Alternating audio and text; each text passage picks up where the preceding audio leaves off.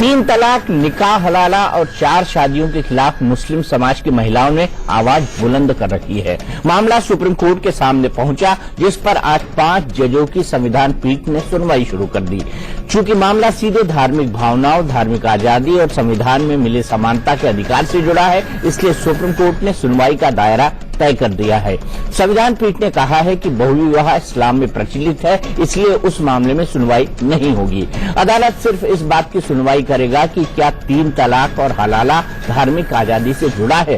पहली सुनवाई में ही संविधान पीठ ने कहा कि ट्रिपल तलाक एक झटके में दे दिया जाता है और उस पर शादी खत्म हो जाती है। यही बात विचार करने के लायक है, क्योंकि एक बार बोलने से तलाक हो जाता है। अदालत ने यह भी कहा कि इसका समाधान ये हो सकता है कि मुसलमानों को शरीयत के तहत यह अधिकार दिया जा सकता है कि जब तक संसद कानून नहीं बनाती तब तक कोर्ट के जरिए तलाक लिया जा सकता है। संविधान पीठ 3 तलाक और हलाला के खिलाफ दायर 7 याचिकाओं पर सुनवाई कर रहा है, जिसका विरोध all India Muslim personal law board कर रहा है। सुप्रीम कोर्ट ने इस मामले की सुनवाई में अटॉर्नी जनरल मुकुल रोहतगी और वरिष्ठ वकील सलमान खुर्शीद को भी एमिकस क्यूरे के तौर पर शामिल किया है। सुप्रीम कोर्ट ने कहा है कि इस मामले की सुनवाई 6 दिन तक होगी, जिसमें पहले 3 दिन तलाक और हलाला के खिलाफ दलीलें सुनी जाएंगी और उसके बाद उन दलीलों को सुना जाएगा जो 3 तलाक और हलाला के समर्थन में हैं। संविधान पीठ ने कहा कि हम ये तय करेंगे कि 3 तलाक और हलाला धार्मिक आजादी के दायरे में आता है या नहीं। ट्रिपल तलाक की जो प्रथा है वो उचित नहीं है, वो कानूनी नहीं है। उन्होंने अपनी बहस की है और कोर्ट ने बहुत सारे उस पर प्रश्न पूछे हैं। कोर्ट ने समझने का प्रयास किया है और कोर्ट ने ये कहा है कि अगर ये वैध नहीं है, ये अवैध है, तो इसके परिप्रेक्ष्य में इसका विकल्प क्या है, इसको किसका अधिकार कितना है इस्लाम में और उसका वो कहाँ से आता है, उसको अधिकार इस्लाम में कहाँ से आता है। कानून और धर्म का, आस्था का क्या संबंध है, कोर्ट ये समझने का प्रयास कर रहा है। बहुत सारे सवाल पूछे, लेकिन अभी बहस चल रही है। जो सुप्रीम कोर्ट का व्यू रहा है वो यही रहा है कि भाई पर्सनल लॉज पर उनको आर्टिकल 14, 15, 21 पर टेस्ट नहीं किया जा सकता है। तो अगर ये व्यू लेते हैं तो उसके बाद जाहिर है उनको फिर जस्ट ट्रिपल तलाक भी पार्ट ऑफ पर्सनल लॉ है, तो उसको आर्टिकल 14 पर टेस्ट करने का क्या सवाल पैदा होता है। तो हमें तो पूरी उम्मीद है कि सुप्रीम कोर्ट अपने पुराने व्यू को उसी पर कायम रहेगा और कोई ऐसी बात उससे हटकर नहीं कहेगा कि जो कुछ नहीं मालूम हो। तो सवाल ये उठता है कि धार्मिक आजादी का मतलब 3 तलाक है क्या? क्योंकि सुप्रीम कोर्ट कह रहा है कि अगर ये धार्मिक स्वतंत्रता से जुड़ा सवाल है तो हम इसमें इंटरफेयर नहीं करेंगे। लेकिन 3 तलाक क्या धार्मिक आजादी से जुड़ा हुआ है और क्या 3 तलाक इस्लामिक है या फिर मौलानाओं की मनमानी, इसी पर बहस होगी। हमारे साथ कई सारे खास मेहमान जुड़े हुए हैं। मौलाना अब्दुल रहमान आबिद साहब हैं, जो कि प्रेसिडेंट है इंडियन मुस्लिम राबिता काउंसिल के, हमारे साथ नोएडा स्टूडियो में है। और मौलाना अब्दुल हमीद नोमानी साहब हैं, जो कि ऑल इंडिया यूनाइटेड मोर्चा से रिश्ता रखते हैं। और साथ ही साथ नाइश हसन जी हैं, जो कि प्रेसिडेंट हैं भारतीय मुस्लिम महिला आंदोलन की। थोड़ी देर में जफर इस्लाम साहब हमारे साथ जुड़ेंगे, जो बीजेपी के नेशनल स्पोक्स पर्सन है, क्योंकि सरकार ने भी आज अपना व्यू साफ किया है कि वो 3 तलाक के खिलाफ है। नोमानी जी, दिक्कत क्या है? सरकार ने भी साफ कर दिया है कि वो 3 तलाक के खिलाफ है और आप तलाक देने की प्रथा या तलाक देने की परंपरा को धार्मिक आजादी नहीं मान सकते। ये सिविल लिबर्टी का मसला है। देखिए, कुरान ने निकाह तलाक को दोनों को फरीजतुन मिन अल्लाह कहा है, यानी कि ये भी जो है कुरान ने कहा है 3 तलाक होना चाहिए। नहीं, 3 तलाक देना जो है वो गलत है। जब आप देंगे तो हो जाएगा। तो होता क्यों है? मैं यही तो पूछ रहा हूँ। आप बार बार बोलते हैं 3 तलाक होना गलत है, होता ही क्यों? आपराधिक कार्य है, आपराधिक कार्य है। सरकार जो है अपनी जिम्मेदारी से भाग रही है, उस कानून बनाए। तो फिर all India Muslim personal board को और आप लोगों को, तमाम लोगों को, जिन लोगों ने 3 तलाक एक बारी में दिया है, उनके खिलाफ कोर्ट में केस करना चाहिए, क्योंकि all India Muslim personal board की कानून बनाए ना। सरकार जो है वो कानून बनाए, 3 तलाक बिना सही कारण के देना आपराधिक कार्य है। उस आदमी को सजा दे, दंडित करे, जेल में डाले उसको, ये सरकार कानून क्यों नहीं बना रही? हिंदू मैरिज एक्ट बना हुआ है, क्रिश्चियन मैरिज एक्ट बना हुआ है, मुस्लिम मैरिज एक्ट क्यों नहीं बना हुआ है? ठीक है। 1937 में शरिया एक्ट बनाकर आपने छोड़ दिया और उसमें कोई अमेंडमेंट नहीं किया। कुरान हदीस की जो धाराएं उसमें शामिल नहीं किया आपने। जो है महिलाओं को 3 अधिकार मिला हुआ है, खोला का मिला हुआ है, फस्क का मिला हुआ है, तलाक तफवीज का है, मर्द को केवल तलाक देने का अधिकार मिला हुआ है। तो आप जब ये देंगे उसमें तब न महिलाओं का अधिकार मिलेगा। सरकार अधिकार नहीं देना चाहती, तमाशा कर रही, राजनीति हो रही तलाक के नाम। नाइश, मैं आपसे जानना चाहता हूं, मौलाना नोमानी की बात से आप सहमत है क्या? सरकार को कानून बनाना चाहिए तभी इस पर इम्प्लीमेंटेशन होगा, या खुद को सेल्फ रिस्ट्रेन करना चाहिए, या कोर्ट को कोई स्ट्रक्चर पास करना चाहिए? नहीं, देखिए, अभी पहली सवाल ये खड़ा है हमारे सामने कि इतिहास में पहली बार ऐसा हुआ है कि सुप्रीम कोर्ट मुसलमान औरतों का एक गंभीर मसला जो है 3 तलाक का, उस पर सुनवाई कर रही है। बिल्कुल, ये एक ऐतिहासिक दस्तावेज बनेगा। और दूसरी बात यह है कि अगर इतनी पीड़ा से गुजर रही थी औरत और कम्युनिटी के लोगों ने कुछ किया होता 37 से अब तक, यानी कि लगभग 90 साल तक, तो शायद मुसलमान औरत को सुप्रीम कोर्ट तक जाना ना पड़ता। और जहां तक 1937 एक्ट की बात है, वो एक्ट बन गया, एक्ट सारे मुसलमानों पे लागू हो गया, लेकिन एक्ट में शरीयत की परिभाषा क्या है ये डिफाइन नहीं की गई है। जैसे कि हम कॉन्ट्रैक्ट एक्ट बनाते हैं, कॉन्ट्रैक्ट एक्ट में कॉन्ट्रैक्ट की परिभाषा डिफाइन है। जो भी एक्ट बनते हैं उसकी एक परिभाषा लॉ में डिफाइन होती है, लेकिन ये हमारे ऊपर लागू कर दिया गया, लेकिन शरीयत माने क्या ये डिफाइन नहीं है। अब सवाल ये है कि जो आए दिन तलाक तलाक तलाक कह के औरतें घर से बाहर निकाली जा रही हैं, वो कहीं भी कोई भी संदर्भ, कोई भी रेफरेंस कुरान से हदीस से आता हो कि ये गलत है, उसका हम सब स्वागत करते हैं, हम मानते भी हैं। लेकिन जब औरतें इस तरह की चीजों से गुजर रही हैं तो सवाल बना रहेगा, और सवाल बना है तो सवाल लॉ रिफॉर्म का भी बना है। सिर्फ 3 तलाक नहीं है, उसमें और मुद्दे भी शामिल होंगे। तो मेरा ये कहना है कि अभी सुप्रीम कोर्ट जो शायरा की पिटीशन पे चर्चा कर रही है, वो बहुत सी औरतों को लाभ पहुंचा सकती है यदि 3 तलाक खत्म हुआ, और 3 तलाक खत्म होगा तो हलाला उससे जुड़ा है वो अपने आप खत्म होगा। और अगला सवाल ये होगा कि हमारी संसद इसमें ये तय करे कि उसे एक मुसलमान के लिए एक लॉ बनाना पड़ेगा। 37 लॉ को शरीयत लॉ कहना ही गलत है, उसमें शरीयत नाम की कोई चीज है ही नहीं। और जब ये लॉ बना था तो उस वक्त जो कई मुस्लिम लीडरान थे जिन्होंने ये जिम्मेदारी ली थी कि वो इस कानून को सुधार करेंगे, लेकिन इतने सालों में सुधार तो कुछ भी नहीं हुआ। सुधार कुछ नहीं हुआ, सुधार कुछ नहीं हुआ, ये मैं भी मानता हूँ, ये मैं भी मानता हूँ। मौलाना आबिद साहब, सुधार बिल्कुल नहीं हुआ। आप लोग कट मुल्लाओं की तरह, माफ कीजिएगा ये शब्द इस्तेमाल कर रहा हूँ, बैठे रहे, उन्हीं कानूनों पर चलते रहे। आप एक सभ्य आदमी, एक जिम्मेदार चैनल के जिम्मेदार एंकर हैं, आप इस तरह का शब्द नहीं। चलिए, मैं इस तरह के शब्द को वापस लेता हूँ, लेकिन मुझे एक बात आप बताइए, और वो बात बड़ी साफ है कि आज तक इन कानूनों पे रिफॉर्म क्यों नहीं किया गया? मुस्लिम पर्सनल बोर्ड ने ही आगे आकर क्यों नहीं कहा कि जो तलाक तलाक तलाक कहता है वो गलत है, वो गैर कानूनी है, ऐसा अगर हो तो उसके खिलाफ केस हो? क्यों नहीं कहा मुस्लिम पर्सनल बोर्ड ने आज तक? देखिए दीपक जी, बात यह है असल में कि ये कहना कि साहब किसी ने कहा नहीं, ये भी पूरी तरह गलत है, और ये कहना कि साहब हमने हर वक्त कहा है, बार बार याद दिलाया है, ये भी गलत है। कहा है लोगों ने, याद भी दिलाया है, लेकिन लोगों ने कहा है, मैं बता यही मानता रहा, तलाक हो गया। दीपक जी, तलाक की जरूरत आदमी को बहुत कम, मतलब 100 में से 1-2 लोगों को मुश्किल से पैदा होती है, और वो भी सारी जिंदगी में एक बार। यहाँ तो इस्लाम में आने के बाद सबसे ज्यादा अहम चीज जो है वो नमाज है। हर वक्त कहा जाता है, हर जुमे में कहा जाता है भाई नमाज पढ़ो, ये फर्ज है, फिर भी 10% मुसलमान भी नमाज नहीं पढ़ रहे। इसका मतलब ये है कि लोग जानते तो हैं लेकिन उस पर अमल नहीं करते, वो आंखें बंद किए हुए पड़े हैं। असल में मुसलमानों को पहले मुसलमान बनना पड़ेगा, तब ये इस तरह की खराबियां जो है ये दूर होंगी। ना ये दूसरा मुद्दा है, ये दूसरा मुद्दा है। 3 तलाक पर आइए, ये दिक्कत हर समाज के साथ है कि नई पीढ़ी जो है वो धार्मिक मूल्य और मान्यताओं को से दूर हटती जा रही है। ये प्रॉब्लम हिंदुओं में भी है, मुसलमानों में भी है, यहूदियों में भी है, क्रिश्चियन में भी है, सब पूरे समाज के हर में नहीं लेना चाहता हूँ। मैं आपसे सिर्फ ये जानना चाहता हूँ कि आखिर ऐसा क्यों है कि इतने सालों में मुस्लिम पर्सनल बोर्ड खुद आगे नहीं आया और उसने ये नहीं कहा कि हम बैन करते हैं इस तरह के 3 तलाक।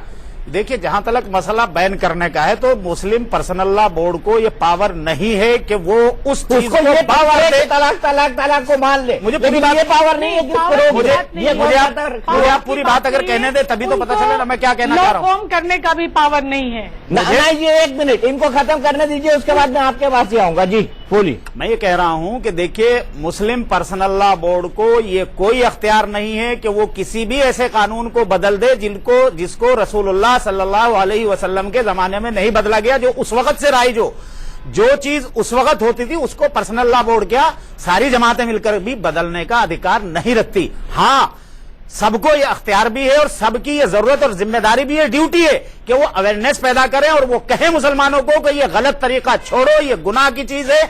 लेकिन इस जिम्मेदारी को पूरा करने में कहीं ना कहीं हम मानते हैं कि हमारी भी जिम्मेदारी है, कमी है। और ये हम सब मिलकर के, पूरा समाज मिलकर के अगर इसको मुहिम बनाए और ये मुहिम घर घर पहुंचे, हर आदमी को इसमें जो है एजुकेट किया जाए तो ये खराबी दूर हो सकती है। सुप्रीम कोर्ट बहस करके एजुकेट कर रहा है, गलत है, एक डिसीजन देगा, देश का कोर्ट है, आपको उसकी बात माननी चाहिए। कोर्ट तो सही काम कर रहा है, महिलाओं को मान सम्मान भी देना चाहिए। और जिस तरह नमक ज्यादा हो गया, मिर्च ज्यादा हो गई है, सऊदी अरब में जाके जो है SMS कर दिया है और व्हाट्सएप पे भेज दिया, यह आपराधिक कार्य है। ऐसे लोगों के खिलाफ कार्रवाई इसीलिए हम बार बार कहते हैं। वो हुआ ये है कि 9-10 चीजों को जोड़ दिया और एक लाइन में ये कह दिया कि मुस्लिम पर्सनल लॉ से संबंधित जो मामले हैं उनको हल करने के लिए शरीयत के मुताबिक जो है न्यायालय जो है वो पाबंद है। लेकिन यह है कि वो है क्या और ये रोका कैसे जाए। आजादी से पहले मोहम्मद अहमद काजमी ने कादी एक्ट का बिल जो है प्रस्तुत किया था। आजादी के बाद मौलाना सैयद असद मदनी ने प्रस्तुत किया। लेकिन इस बिल को जो है एक तक कानून नहीं बनने दिया गया। जब तक ये कानून नहीं बनेगा अस्थायी जो है समाधान जो है मसले का नहीं हो सकता है। ठीक है, लात का भूत जो है ना वो बात से नहीं मानता है। ठीक है, आपने मान लिया, आज आपने मान लिया कि लातों के भूत बातों से नहीं मानते। और मैं यही बात मुस्लिम पर्सनल लॉ बोर्ड के लिए बोलता हूं, क्योंकि आप लोगों की कान में कम से कम कुछ तो गया है, लेकिन उनकी कान में महिलाओं की पुकार अभी तक नहीं गई है। जफर इस्लाम साहब, मियां नुमानी साहब कह रहे हैं, मौलाना नुमानी साहब, की कानून बनना चाहिए। क्या NDA सरकार जो महिलाओं के सम्मान की रक्षा करती है, महिलाओं को बराबरी का हक दिलाने के लिए प्रतिबद्ध है, खुद प्रधानमंत्री ने कहा इसका राजनीतिकरण नहीं होना चाहिए, तो क्या वो ये कानून बनाएगी?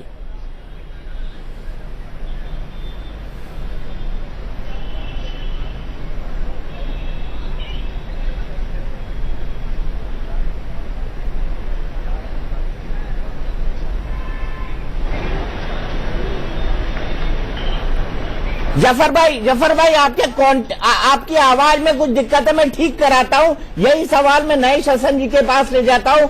क्या आपको लगता है कि कानून बनाना ही एक ऑल्टरनेट है? नाइस जी। देखिए दीपक जी, कानून बनाने से चीजें बदलती तो है। देखिए, अगर सती के लिए कानून न बना होता तो बदलता नहीं।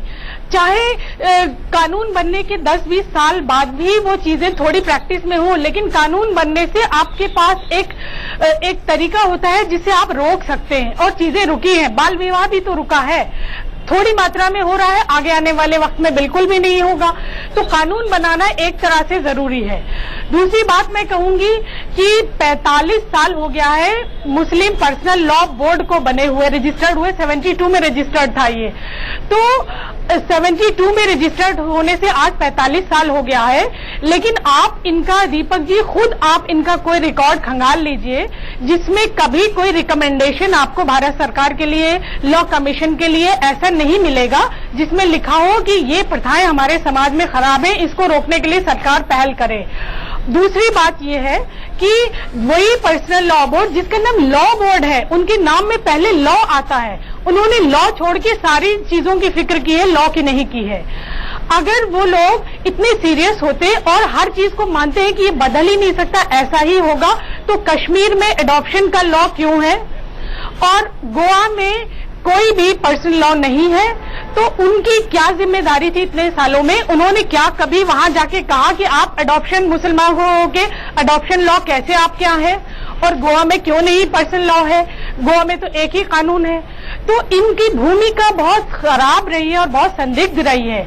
इन्होंने एक किताब लिखी, मजमुआ क़वानीन इस्लामी, जिसके जरिए इन्होंने हिंदुस्तान के मुसलमानों को धोखा देने का लगातार काम किया और अब इन्होंने अपनी वो किताब वेबसाइट से हटा ली है।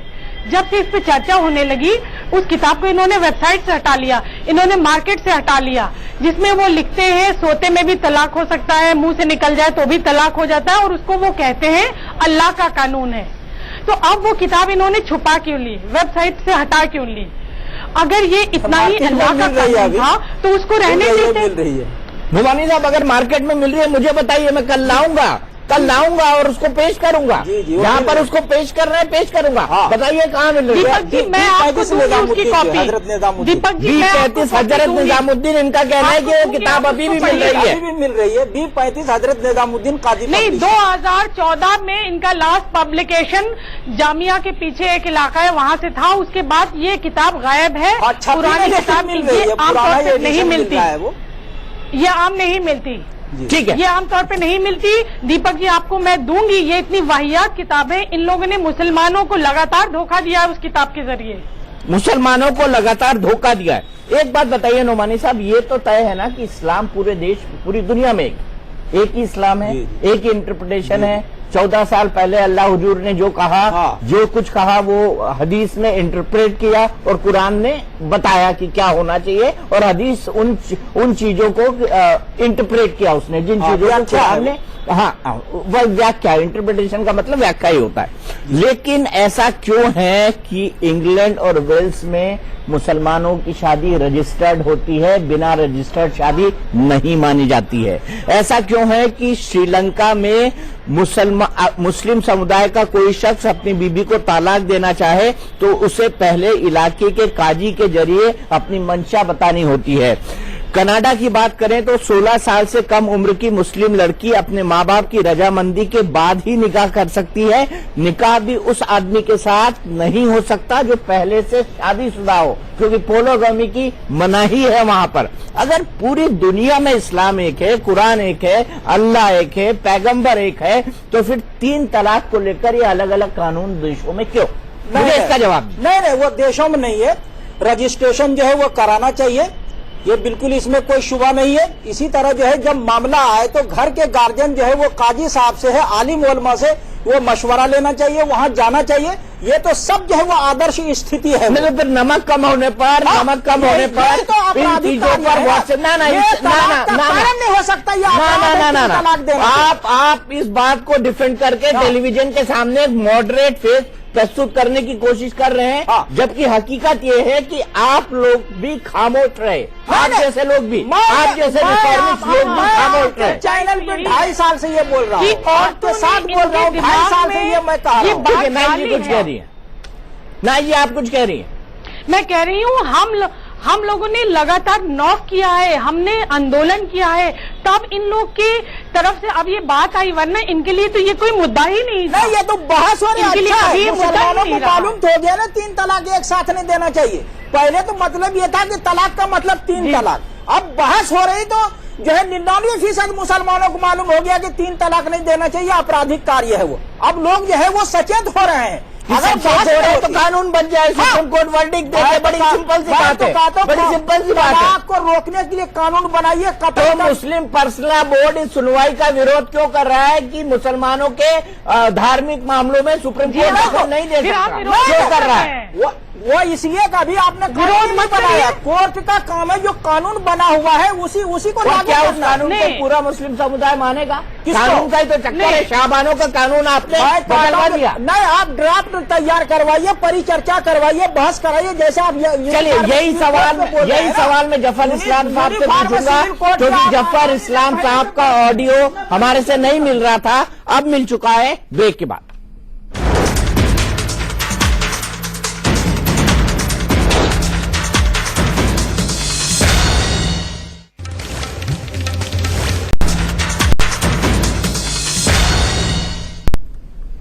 तीन तलाक क्या एक धार्मिक मुद्दा है या फिर सिविल लिबर्टीज यानी लोगों के संहिता से जुड़ा हुआ मामला है, सिविल लिबर्टी से जुड़ा हुआ मामला है, महिलाओं की समानता से जो इक्वल अधिकार संविधान ने दिए उससे जुड़ा हुआ मामला है। इसी पर हम बहस कर रहे हैं क्योंकि संविधान पीठ इस पर बहस कर रहा है सुप्रीम कोर्ट के अंदर, और आज उसने साफ साफ कहा कि अगर ये धार्मिक मामला है तो हम इंटरफेयर नहीं करेंगे, लेकिन अगर ये धार्मिक मामला नहीं है तो हम बकायदा इस पर इंटरफेयर करेंगे। जफर इस्लाम साहब, आप रूलिंग पार्टी के हैं और रूलिंग पार्टी ने आज साफ साफ कहा कि हम महिलाओं के साथ हैं। सवाल यहां पर यह खड़ा होता है कि दो मौलाना साहब बैठे हुए हैं, एक मौलाना आबिद साहब हैं और एक मौलाना नोमानी साहब हैं। दोनों का यह कहना है कि सरकार ने आज तक कोई कानून बनाया नहीं 1937 के बाद, अगर सरकार कानून बना दे तो ये चीजें रुक जाएंगी। क्या सरकार की गलती है और क्या एनडीए की सरकार समानता का अधिकार देने के लिए ये कानून बनाएगी? दीपक जी, दो तीन बातें कहूंगा। पहली बात, ये धार्मिक इशू है नहीं, ये सोशल इशू है। ये बहुत साफ लफ्जों में कह रहा हूं, मैं बड़ी संजीदगी से कह रहा हूं। दूसरी बात, मैं बार बार जो सुन रहा था, जो हमारी बहन जो अध्यक्ष हैं बीबी हसन जी, उन्होंने कहा कि मुस्लिम पर्सनल लॉ बोर्ड ने जब से इंसेप्शन हुआ है उन्होंने कोई भी प्रोग्रेसिव कंस्ट्रक्टिव काम बिल्कुल नहीं किया। उन्होंने समाज में सुधार होने के लिए कोई भी काम नहीं किया। वो सिर्फ कॉन्फ्रंटेशन वाली बात करते थे और उसका अप्रोच रहा कि सरकार से कहीं ना कहीं कॉन्फ्रंटेशन किया जाए किसी भी मुद्दे पे, सरकार के साथ मिलके कोई जो समाज के सुधार होने के लिए कोई ऐसा कानून बनाया जाए, इसके लिए कभी पहल नहीं की। तीसरी बड़ी बात है, मैं अगेन संजीदगी से बोल रहा हूं कि वैसे तो ये मामला सुप्रीम कोर्ट सुनवाई कर रही है, सुप्रीम कोर्ट का जजमेंट जो भी आएगा, वर्डिक्ट आएगा, सबको पालन करना पड़ेगा। लेकिन जहां तक सरकार और हमारी पार्टी का सवाल है, हम बिल्कुल साथ साथ खड़े हैं मुस्लिम महिलाओं के साथ। वो हमारी बहनें हैं, उनको जो अधिकार नहीं मिल रहा है, भेदभाव का माहौल है, वो बिल्कुल खत्म होना चाहिए। और जो मुस्लिम गुरु हैं उनको खुल के आके बोलना चाहिए कि इस्लाम से में कहीं भी ऐसी बातें नहीं है और ये गलत है और इसका गलत तरीके से इस्तेमाल किया जा रहा है और इसको अबॉलिश करना चाहिए। ऐसे में वो Muslim personal law board Supreme Court में इसके अगेंस्ट खड़ा है, ये गलत बात है, बिल्कुल सराहनीय नहीं है। और मुस्लिम महिलाओं के जो अधिकार है, जो जेंडर इक्वालिटी है, वो बिल्कुल मिलना चाहिए और हम उनके पक्ष में बिल्कुल साथ साथ खड़े हैं। लेकिन जाफर साहब, कानून क्या बनाएंगे? नोमानी साहब बताना चाहते हैं किस तरह का कानून वो चाहते हैं। नोमानी साहब बताएं। मौलाना साहब, देखिए, हजरत उमर जो है, जो आदमी 3 तलाक एक साथ देता था, वो तो कहते थे तुम्हारी तलाक हो गई, लेकिन वो कोड़े भी लगाते थे। तो जो आदमी जो है, इसका मतलब ये कि सजा देना जो है, आप शारीरिक जो है वो दंड दीजिए उसको, या जो है उसको जो है वित्त दंड दीजिए, या जो है सामाजिक जो है बहिष्कार होना चाहिए। ये कानून बनाइए और उसमें ये होना चाहिए कि महिलाओं को भी जो है तलाक का अधिकार होना चाहिए, तलाक तफवीज के तहत जो शरीयत में मौजूद है। और अगर मर्द तलाक नहीं दे रहा और पड़ताल कर रहा है महिलाओं का, तो इसको अधिकार है कि तो फस्क के तहत जो है या जो है वो निकाह को खत्म कर सकती है। कैसा कानून चाहते हैं? यही कि महिलाओं को यह अधिकार मिले। अगर वो सता रहा है, प्रताड़ित कर रहा है, तो महिलाओं को यह अधिकार दे रहा है तो इसको जो है वो दंडित करना चाहिए। ठीक है, जफर साहब कुछ बोलना चाहते हैं। जफर साहब, लमानी साहब एक बात बताइए। आप देखिए, नहीं एक मिनट बहन, एक मिनट, मैं एक बात कह रहा हूँ। आप कहते हैं कि कोड़े मारने चाहिए, क्या आप हाथ कटवाने के लिए तैयार है? कोई अगर नहीं, एक बात नहीं, आप आज देखिए, प्रधानमंत्री ने कहा, सुनिए एक मिनट नौमानी साहब, प्रधानमंत्री ने साफ लफ्जों में कहा कि ये धर्म गुरु आपस में मिलकर धर्म जो है मुस्लिम समुदाय खुद से इसका समाधान निकाले।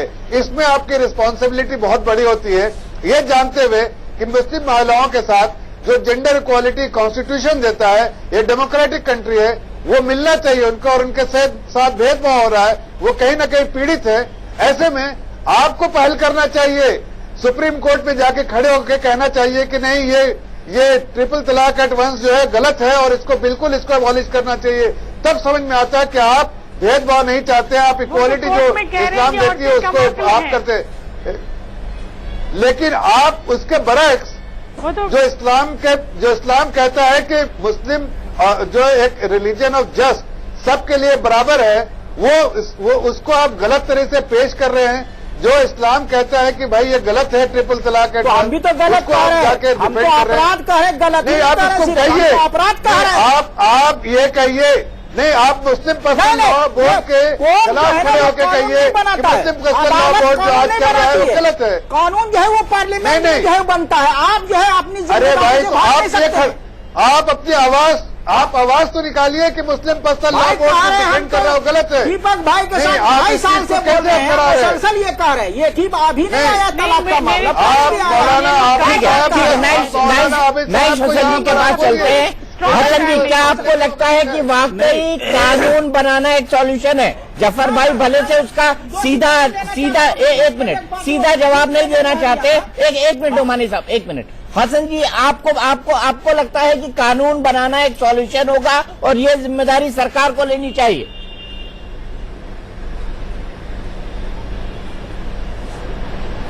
देखिए, मैं इस पे एक और बात कहना चाहूंगा। एक मिनट जफर भाई, ये सवाल नाइज हसन जी से है। 1 मिनट नाइज जी बोलिए। हाँ जी, मैं आपको एक बात ये कहना चाहती हूँ इसकी सियासत को समझने के लिए कि जब सलमान खुर्शीद साहब लॉ मिनिस्टर थे, हम एक पूरा डेलीगेशन लेके उनके पास गए थे। उसके बाद हमने उनको चिट्ठियां भी लिखी है, वो रिकॉर्ड पे मेरे पास भी हैं। लेकिन और उनसे कहा था कि 3 तलाक एक बड़ा मुद्दा है, तो मुस्लिम लॉ का कोडिफिकेशन के लिए हाउस में बहस चलाया जाए, इसमें बदलाव लाए। लेकिन उन्होंने हमें पूरी तरह से अनसुना करा। उसके बाद वो सुप्रीम कोर्ट में जाते हैं और एमिकस क्यूरी बनते हैं। तो ये स्टैंड, और उसी पार्टी से एक नेता उठता है जो पर्सनल लॉ बोर्ड का वकील बनता है और वो ये कहता है कि ये इसमें सरकार या कोई दखल ना दे।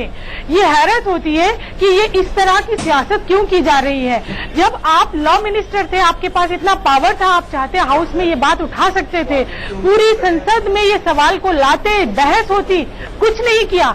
आज आप सुप्रीम कोर्ट को सलाह देना चाहते हैं, तो ये बात मुझे लगती है ये इसमें सियासत की बू आ रही है। इंसाफ का सवाल ये है जिसके साथ हमारे उलेमा भी नहीं ईमानदारी से खड़े होते और हमारे नेता भी नहीं खड़े होते, वो ये है कि गलत को गलत कहने में हमें एतराज क्या है। जफर साहब, बिल्कुल सही, बिल्कुल सही। मैं 100% एग्री करता हूँ। नुमाइंदा नहीं है। मैं ससन में आपके साथ 100% एग्री करता हूँ। जफर भाई, यही सवाल मैं आपसे जानना चाहता हूँ।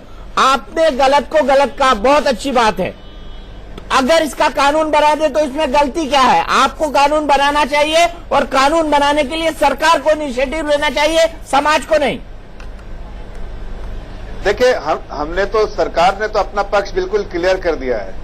हम हर तरह से मुस्लिम महिलाओं की जो पीड़ा है उसको समझ रहे हैं और उसको प्रोटेक्ट करने के लिए, उनके इंटरेस्ट को प्रोटेक्ट करने के लिए अगर समाज में ऐसे में अगर कोई कानून लाना पड़े तो कानून लाने के लिए भी हम तैयार हैं। लेकिन प्रधानमंत्री ने जैसा कहा, उन्होंने कहा कि इस समुदाय को इस मसले का हल खुद से निकालना चाहिए। इसलिए कि मैं एक बात बोलता हूं आपको, देखिए बड़ा अटपटा सा लगेगा, तो लेकिन किसी धर्मगुरु ने कहा मुझे कल, एक मिनट बहन, 1 मिनट सुनिए आप।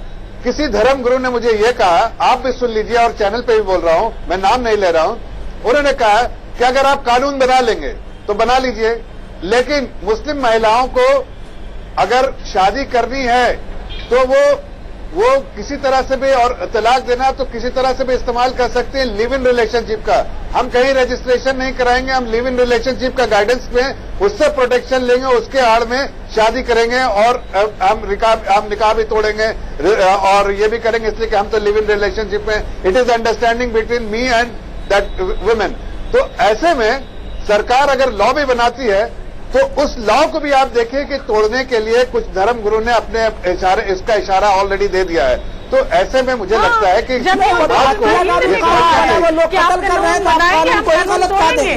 लेकिन उसके बावजूद भी हम कानून बनाएंगे। अगर वो ये कहते हैं कि हम कानून बनाएंगे और कानून तोड़ेंगे, आप हथिया को गलत कहिए ना, कानून को कैसे गलत कह रहे हैं आप? जो है जफर साहब, नहीं, मैं तो कह रहा हूँ कि हम तो कानून के फेवर में, कानून जो है कानून के फेवर में। एक मिनट, मैं साफिया अख्तर जी को जोड़ना चाहता हूँ, मैं साफिया जी अख्तर जी को जोड़ना चाहता हूँ। साफिया अख्तर जी, क्या आप कोई कानून बनाने के फेवर में हैं? क्योंकि आज महसूस होता है सुप्रीम कोर्ट की बहस को देखने के बाद कि वो भी कह रहा है कोर्ट की शरण में जाए, इससे अच्छा कि एक कानून बन जाए और सरकार उस कानून को ले आए। जी बिल्कुल बिल्कुल बनना चाहिए, क्योंकि जैसे और मजहबों के कानून बने हुए हैं पार्लियामेंट से पास है, इसीलिए हम ये चाहते हैं कि मुस्लिम पर्सनल लॉ का भी एक कानून बने और वो बिल्कुल पूरी तरह से कुरान बेस्ड होना चाहिए। हमारे मुस्लिम पर्सनल लॉ बोर्ड जो मुसलमानों के ठेकेदार बनने वो बैठे हुए हैं, उन्होंने आज तक कोशिश क्यों नहीं की कि इसको कोडिफाइड किया जाए, क्योंकि मुस्लिम पर्सनल लॉ कोडिफाइड नहीं है। ठीक है, मुस्लिम पर्सनल लॉ कोडिफाइड नहीं है, तो मौलाना नुमानी साहब गड़बड़ क्या है? आप यूनिफॉर्म सिविल कोड मान लीजिए, बात तो वही है ना, हर नागरिक को समान अधिकार, यूनिफॉर्म सिविल कोड मान लीजिए, दिक्कत क्या है? नहीं वो असल अंतर नहीं किया जा रहा है। एक मुस्लिम पर्सनल लॉ है, एक मुस्लिम पर्सनल लॉ बोर्ड है। बोर्ड जो है ना वो संस्था है और मुस्लिम पर्सनल लॉ कानून है, जिसका ये जो इस्लामी मुआशरती कानून इसी का अंग्रेजी अनुवाद है मुस्लिम पर्सनल लॉ जो है। तो वो तो कानून बना हुआ शरिया एक्ट के तहत जो है, जो 1937 का है, और जो है मैं कह रहा हूँ 1937 के बाद 39 का है, वो बना हुआ है। 2017 हो गई है, 2017 हो गई है 1937 के बाद। 100 साल लगभग होने वाले हैं। तो 100 साल में कम से कम इतना बदलाव तो होना चाहिए एक डेमोक्रेटिक कंट्री में, एक सेक्युलर कंट्री में, कि आप यूनिफॉर्म सिविल कोड ले आए। दिक्कत क्या है उसमें? देखिए, वो दीपक ये हुआ था कि ये जो 1937 और 1934 से 44 तक का जो दौर है, वो समय है, उसमें जब ये हुआ था तो भारत में क्या होता था कि जिस महिला का जो है वो पति जो है वो गुम हो जाए, कहीं चला गया, तो उसको इंतजार करना पड़ता था 80 साल। 80 साल तो उम्र ही नहीं होती है। हनफी फिक़ा में जो है वो 35 साल से लेकर 80 साल तक जो है इंतजार करना चाहिए। तो यहाँ के उलमा ने सबने मिल बैठ के कहा कि ये जो है वो मसला चल नहीं सकता है फिक़े हनफी का। अब जो है हम लोगों को फिक़े मालिकी को जो है लेना पड़ेगा कि जो है वो 4 साल जो है इंतजार करे, उसके बाद जो है ये महिला जो है वो जो है अन्य जगह जो है वो अदालत में मामला ले जाके जो है वो शादी कर सकती है। तो उसके बाद फौरन बाद जो है वो काजी एक्ट के नाम से एक जो है मसौदा जो है पेश किया गया था, लेकिन ये उस वक्त जो है वो माना नहीं गया, और बाद में भी जो है आजादी के बाद कई बार जो है प्रस्तुत किया गया पार्लियामेंट में, उसको नहीं माना गया। यहाँ क्योंकि निकाह तलाक पे दोनों में राजनीति हो रही है, मसले का हल और समस्या का जो समाधान किसी के पेश नजर नहीं है, चर्चा हो, राजनीति हो। मैं कहता हूँ कानून बनाइए ना। अब दिक्कत क्या है, जैसे आप ये यूनिफॉर्म सिविल कोड पे 1934-32 से लेके अब तक बहस कर रहे हैं, तो ये कानून बनाने पे क्यों नहीं बहस हो सकती, चर्चा क्यों नहीं हो सकती? उनमें किन किन चीजों को जो है आप जो है वो शामिल करेंगे, अमेंडमेंट करेंगे, ये बहस क्यों नहीं हो सकती है? जफर इस्लाम साहब जवाब दीजिए, सवाल वाजिब है। नहीं, देखिए, हम तो चाहते हैं कि कानून बने जिसमें जो महिलाएं हैं उनकी पीड़ा जो भी है उसका प्रोटेक्शन मिले उनको। हम तो इस तरह के जो भेदभाव न्याय की बात कीजिए ना, बहुत से जो है प्रताड़ित है वो पति भी है, कितने पीड़ित जो है वो संगठन बना रखा है, न्याय कीजिए आप जो है। नमानी साहब बनाते में खाली ये नहीं देखा जाता। आप सुनिए जफर साहब, सजा जो है ना बगैर प्रशासन के कोई नहीं दे सकता, बोर्ड भी नहीं देगा। अरे नमानी साहब पहले बात तो सुनते लीजिए मौलाना जी, मौलाना जफर साहब। नमानी सर जी बोलिए। मैं तो बड़े साफ लफ्जों में कह रहा है कि हमारे सरकार की, हमारे पार्टी की जो स्टैंड है बहुत क्लियर है, उसमें कोई क्लैरिटी की जरूरत नहीं। फर्दर कानून बनाना हो तो कानून बनाएंगे, लेकिन हम महिलाओं को जो प्रोटेक्शन चाहिए, जो उनको जेंडर इक्वालिटी चाहिए, उसको दिलाने की पूरी तरह से हम उसको प्रोटेक्ट करेंगे। लेकिन मैं आपसे पूछता, आप धर्म गुरु बन के आते हैं, जो चीज गलत हो रहा है आपके आंखों के सामने, आप किस चीजों का आड़ लेते हैं? लॉ बनाइए। अरे आप अभी जो इसको क्रिटिसाइज कीजिए, मुस्लिम पर्सनल लॉ बोर्ड बिल्कुल विड्रॉ करे इस चीज को, अपने स्टैंड को, इसमें उस चीज को आपको क्रिटिसिज्म करना चाहिए, लेकिन वो आप नहीं कर रहे हैं। आज आपका फर्ज है, लॉ तो बनेगा अपनी जगह पे, लेकिन आपका फर्ज ये है कि आज सुप्रीम कोर्ट में जो बातें हो रही है उसमें जाके खड़े होकर महिलाओं की पीड़ा समझ के उनके फेवर में बात कीजिए। ठीक है, बिल्कुल ठीक है। मौलाना साहब, आप क्या कोर्ट जाकर क्रिटिसाइज करेंगे मुस्लिम पर्सनल बोर्ड ने जो स्टैंड दिया है? देखिए, हमारी जहां तक सामर्थ्य है हम उतना ही करेंगे, क्योंकि हमारे पास जो है। अच्छा ठीक है, आखिरी चीज एक सेकंड, क्या मुस्लिम पर्सनल बोर्ड ने जो स्टैंड दिया है उससे आप सहमत हैं? और अगर नहीं सहमत है तो क्या आप उसकी भर्त्सना करते हैं, कंडेम करते हैं उसको?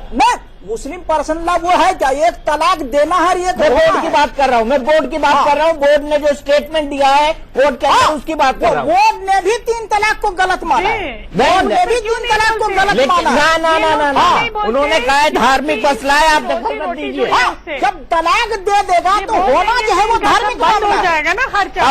अभी भी सुप्रीम कोर्ट के पहले दिन की बहस हो तलाक चुकी है। देना अपराध है, होना अपराध नहीं है। लेकिन या आप मुस्लिम दोनों को बहनों पिला रहे हैं या और गलत? मौलानाओं के बीच किसी भी तरह का सामंजस्य बनता फिलहाल दिखाई नहीं दे रहा। सवाल ये है कि जो रिफॉर्मिस्ट मुस्लिम लोग हैं, जो रिफॉर्म करना चाहते हैं, जो रिफॉर्म देखना चाहते हैं, वो लोग भी all India Muslim personal law board के इस फैसले के खिलाफ कोर्ट में क्यों नहीं खड़े होते, ये भी अपने आप में एक बहुत बड़ा सवाल है। टुनाइट में दीपक चौरसिया में आज के लिए इतना ही।